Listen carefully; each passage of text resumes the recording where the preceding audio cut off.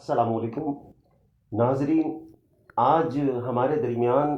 عید کی خوشیاں بکھیرنے کے لیے جناب عزت مآب عبدالحکیم ناصف صاحب موجود ہیں اور ان سے ہم کلام سنتے ہیں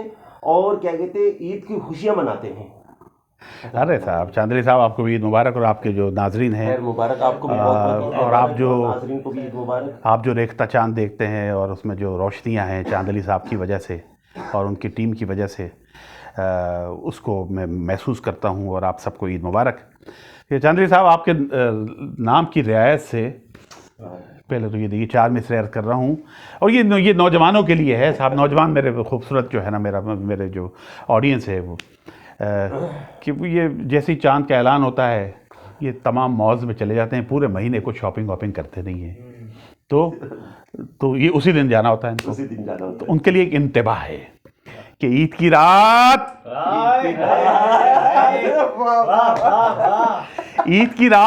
وہ حسین ہلال،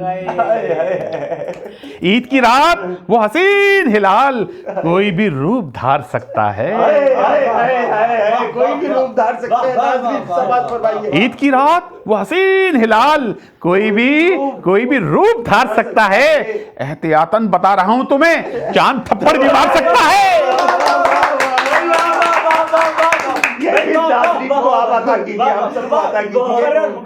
عید کی رات وہ حسین ہلال، عید کی رات وہ حسین ہلال کوئی بھی روپ دھار سکتا ہے،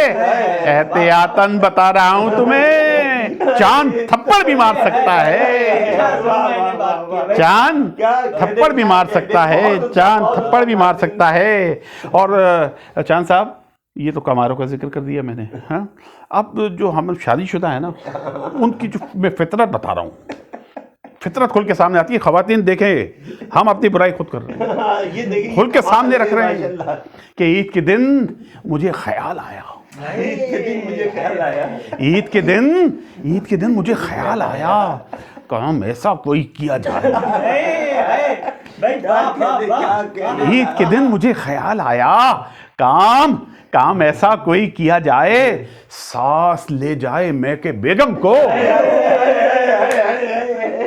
سانس لے جائے میں کہ بیگم کو، اور کترینہ کیف آ جائے۔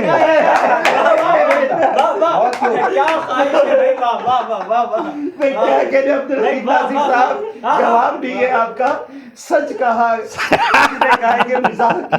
مزاح میں آپ کا برابر کوئی نہیں ہے، بات کہنے والے ہیں آپ، کیا کہنے۔ ایک معمولی خواہش کی ایسی سزا، ایک معمولی خواہش کی ایسی سزا،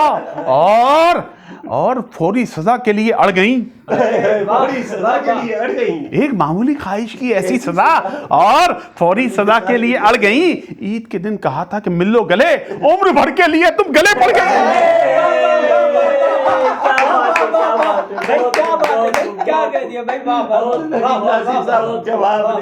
آداب، بہت شکریہ، بہت شکریہ۔